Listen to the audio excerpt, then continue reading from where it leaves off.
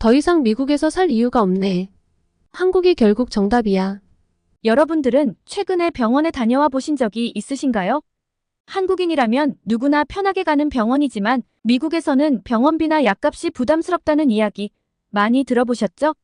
오늘 사연의 주인공 역시도 병원 때문에 미국에서의 생활이 힘들었다고 합니다. 결국 정답을 한국에서 찾았다고 이야기하는데요. 대체 무슨 일일까요? 오늘의 사연 시작합니다.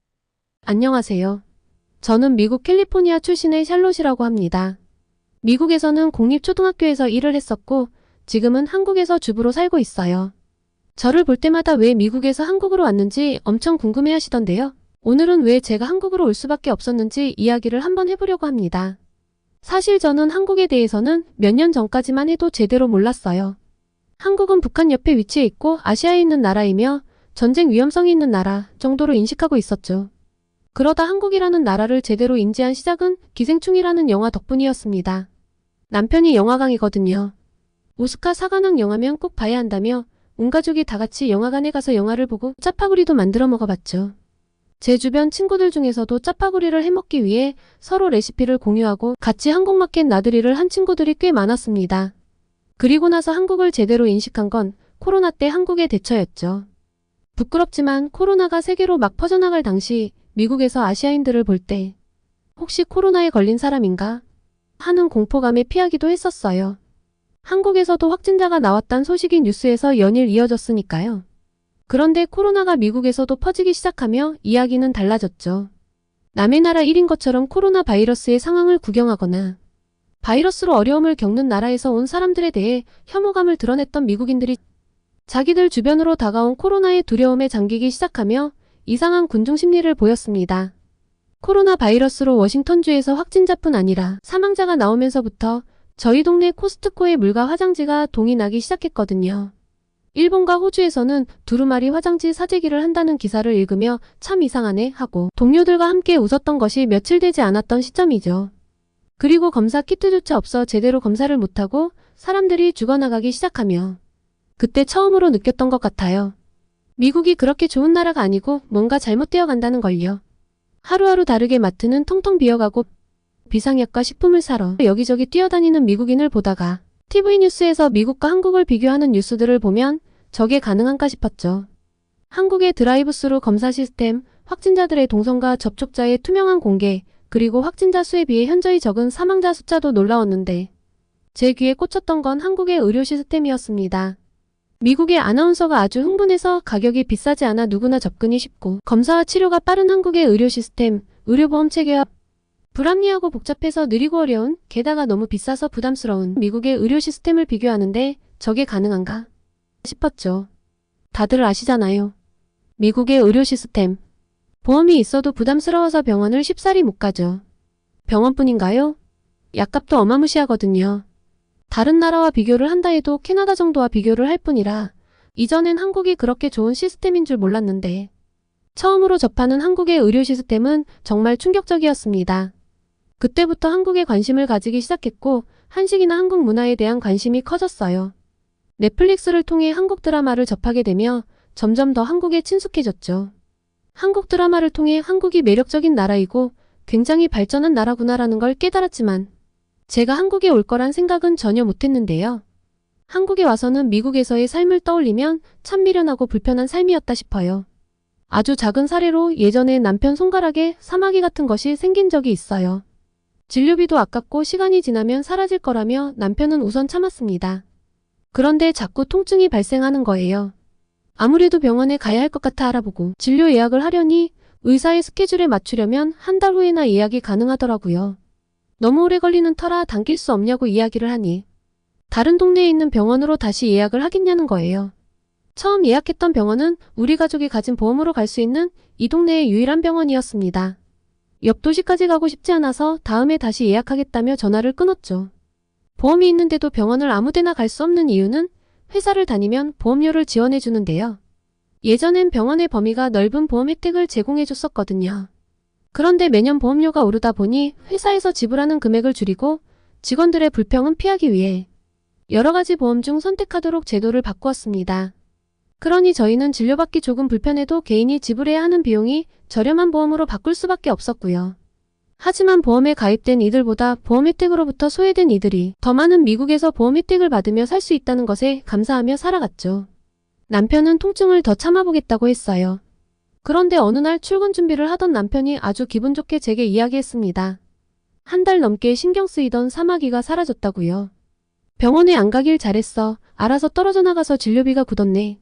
하며 기분 좋은 하루를 시작했었는데요. 이게 바로 미국의 일반적인 사람들의 삶입니다. 좀 참아보고 알아서 나을 때까지 기다리며 사둔 약이 있다면 우선 자가치료를 해보는 거죠. 한국이었으면 그냥 어떤 병원을 갈 것인가 검색해서 피부과에 가서 금방 진료를 받고 저렴하게 치료를 받을 텐데 말입니다. 그래도 몰랐으니까 모르는 대로 살아갔던 삶이었습니다. 그런데 미국 생활에 심하게 회의감이 드는 사건이 생겼어요. 시아버님에게 문제가 발생했거든요. 아버님께서 초점이 잘 안 맞는다고 좀 찌그러져 보이는 것 같기도 하고 이상하게 사물들이 흐릿하게 보인다고 하셨어요. 시력이 많이 안 좋아지셨나? 하는 생각에 안경을 바꾸러 가자고 말씀드렸는데 아버님께서 한사코 거부하셨습니다. 너무 속상했어요. 물론 아버님의 마음은 압니다. 저희 아버님 같은 경우는 안과보험이 없으시거든요. 안과에서 하는 시력 검사가 아닌 코스트코에서 하는 시력 검사만 해도 150불, 그러니까 20만 원 정도인데 안경도 비쌉니다. 렌즈까지 하면 아무리 싸도 60만 원에서 100만 원은 들어요. 저희에게 부담을 주고 싶지 않으셨겠죠. 그래서 구글에서 열심히 검색해보니 요새는 온라인으로 안경도 판매하더라고요. 시력 검사 처방전과 눈 사이 간격, 눈과 귀 사이 간격을 적으면 제작해서 배송이 온다는데 한국 돈으로 13만 원 내면 되더라고요. 택배로 받아본 안경은 꽤나 그럴듯하고 좋았습니다. 아버님께서도 너무 좋아하셨어요. 한국 분들은 안경 하나 사는데 되게 어렵네 라고 느끼시겠죠?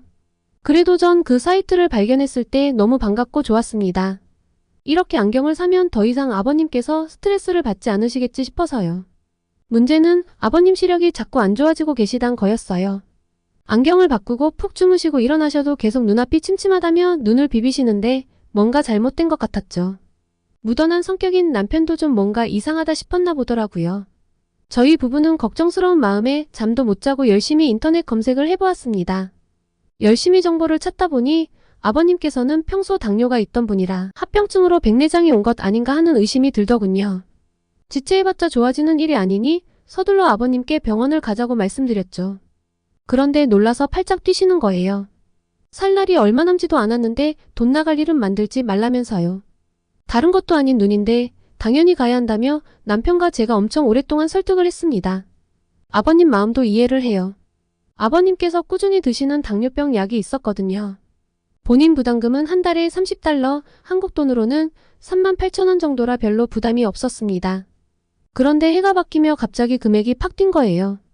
160달러 한국 돈으로 약 20만 원으로 올랐으니 거의 5배가 뛰어버렸죠. 이것 말고도 꾸준히 드시는 약들의 본인 부담금이 갑자기 올라버린 경우가 꽤 됐습니다. 그래서 결제를 할 때마다 미안해하셨는데 안과보험이 없는 상태에서 치료를 하면 비용이 많이 나올 테니 한사코 안 하시겠다는 것이겠죠. 한국 분들은 이해가 안 가시겠죠? 무슨 약값을 그렇게 제멋대로 올리는지 이해도 안 가시고요. 하지만 미국에서는 이렇게 약값이 너를 띱니다. 이유요? 미국인들의 의료보험은 사보험인 거 아시죠? 아버님의 보험이 이젠 다른 약을 우선적으로 지불해 주기로 결정한 거죠. 아마 다른 약을 제조, 판매하는 제약회사와 좀 더 좋은 조건으로 보험사가 계약을 맺었을 것입니다. 그래서 다른 약을 더 많이 쓰도록 유도하기 위해 아버님께서 원래 드시던 약에 대한 본인 부담금은 크게 올려버리고요. 그래서 보험금이 싼 걸 찾아 잘 가입했네? 라고 해도 좋은 게 아닙니다. 알고 보면 이렇게 본인 부담금이 커지는 경우가 종종 생기니까요. 아, 정말 미국 의료보험에 대해서 설명하려니 거지 같네요. 세계 최강 대국이네 어쩌네 하지만 사실 국민 스스로 자가치료요법을 통해서 면역력을 키우게 하는 의료보험 제도를 가진 나라가 미국인데 지금 생각해보면 미국에서 죽지 않고 살아왔던 것도 용합니다. 아니, 운이 좋았던 걸까요? 저희는 겨우 아버님을 설득한 끝에 병원에 갔습니다. 그런데 너무 당황스러웠어요. 저희가 예상한 백내장이 아니라 황반변성이라고 하더라고요. 더 당황스러운 건 의사의 태도였습니다. 해줄 게 없다나요? 일단 항산화제 등 영양제를 먹는 것 외에는 딱히 해줄 게 없다고 했습니다. 머지않아 실명이 되실 거라고 했죠. 병원만 3차례 왔다 갔다 하며 검사에만 100만 원 이상 나갔는데 해줄 수 있는 게 없다는 무책임한 말에 화도 나고 너무 속상했습니다. 무뚝뚝하고 건성건성 보는 의사의 태도도 화가 났고요. 무엇보다 아직 신체적으로 큰 이상이 없으신데 실명이 되신다는 건 너무 끔찍하잖아요. 무책임한 의사, 비싼 비용, 흘러간 시간 그리고 대책 없는 결과.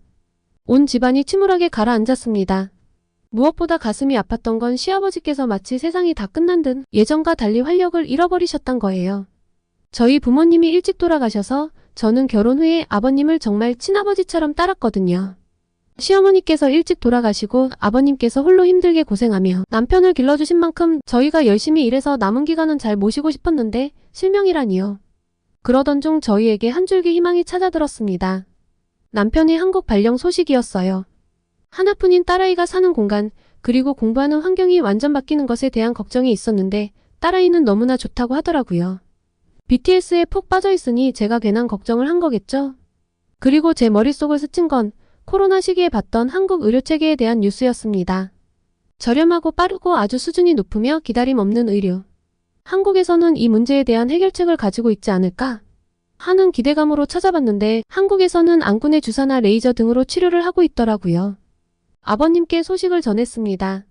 함께 한국에 가면 아버님 눈 문제도 해결할 수 있을 거라고요. 한국에서는 황반 변성을 이렇게 치료를 해요 라고 이야기를 하니 표정이 조금 변하는 듯 하시더니 이내 다시 서글픈 얼굴이 되셨습니다. 한국이 아무리 발전했다고 해도 미국만 하겠냐고요. 미국에서도 전문의가 보고 이미 치료를 못하는 상태라고 했는데 달라질 것 같지 않다고 하셨죠. 나는 나이도 있고 어차피 이제 살 만큼 살았으니 괜찮다며. 너희들만 잘 살면 된다고 본인까지 한국에 갈 필요가 있겠냐고요. 아무래도 연세가 있으셔서 그런지 한국 의료나 한국의 수준을 잘 모르셔서 그러신 것 같아 저와 남편이 엄청나게 설득을 했습니다. 한 달 가까이 설득을 한 끝에 아버님의 마음이 바뀌었죠. 저희 부부와 딸아이, 아버님까지 네 식구가 한국으로 도착하던 날이 아직도 정말 생생해요. 정말 두근대는 마음으로 도착한 한국은 입이 떡 벌어지게 만들더라고요. 저희 부부는 코로나 이후 한국 컨텐츠들을 많이 접해서 한국은 역시 이 정도구나 라는 생각이었는데 아버님은 얼떨떨해 하셨습니다. 내가 알고 있는 한국이 아닌데 와우 정말 놀랍구나 라며 눈이 휘둥그레해지시는 모습을 보니 제가 한국인도 아닌데 괜히 뿌듯하더라니까요. 그렇게 시작한 한국 생활은 제 기대 이상이었습니다. 무엇보다 제일 인상적인 건 대만 냄새가 나지 않고 아이를 기르기 정말 좋은 환경이더라고요. 대중교통이 잘 되어 있어 학생들이 편하고 안전하게 다니는 모습, 그리고 학원이 끝나고 밤 10시 넘어서 다니는 모습을 보고 사실 처음에 기절할 뻔했거든요. 아이들을 이렇게 막 풀어놓고 기르는 건가? 한국 정말 괜찮은 건가 하면서요. 물론 지금은 완벽히 적응했답니다. 그리고 아버님도 빠르게 병원에 모셔갔죠. 한국에 와서 짐 정리를 다 하기도 전에 찾아갔는데요. 아버님이 어떻게 되셨을까 다들 궁금하시겠죠? 결과부터 말씀드리면 하루빨리 한국에 왔었어야 합니다. 전문의를 만나는데 오래 걸리지 않아 빠르게 의사를 볼 수 있었다는 것도 신기했는데 황반 변성은 맞는데 주사 치료로 관리를 할 수 있다고 하시더라고요. 습성왕 반변성이고 신생혈관 생성억제 약물을 주사하면 실명을 막을 수 있다고요. 미국에서는 왜 그렇게 이야기를 못해줬을까 여쭤보니 한국 의사분께서 좀 작은 병원이어서 검사 장비가 좋지 않아 제대로 못 봤을 것 같다고 하는데 너무 부끄러웠습니다. 진료가 아주 친절하고 빨랐는데 비용도 미국에 비해 비싸지도 않았고요.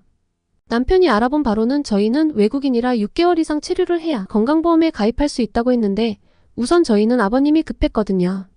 실명 위기라는데 우선 빨리 진료를 받자라는 생각으로 가서 비용은 사실 각오를 하고 있었는데 미국이었으면 최소 500에서 1000만 원 정도를 불렀을 법한 각종 검사와 치료, 진통제 등까지 해서 120만 원 수준이더라고요.